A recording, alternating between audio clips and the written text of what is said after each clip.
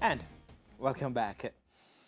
Alia Atkinson solidified her stake to retain the RGR Sports Foundation Sportswoman of the Year award after winning gold on Wednesday in China. Atkinson continued her dominance of the short course circuit, winning the women's 50-meter breaststroke title at the World Swimming Championships in a quick 29.05 seconds, delivering on her favorites tag.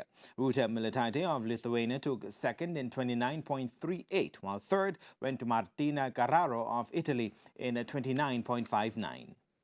Raw speed as the other swimmers do.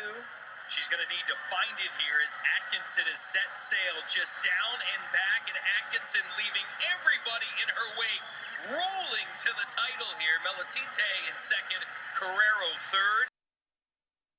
Atkinson was delighted to finally secure her first hold on the short course 50-meter breaststroke title, having won silver in that event in 2012, 2014 and 2016.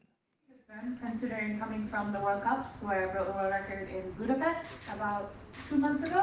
I had that expectation, but this is the first time I've ever gotten a gold at Worlds, so I'm pretty happy with that.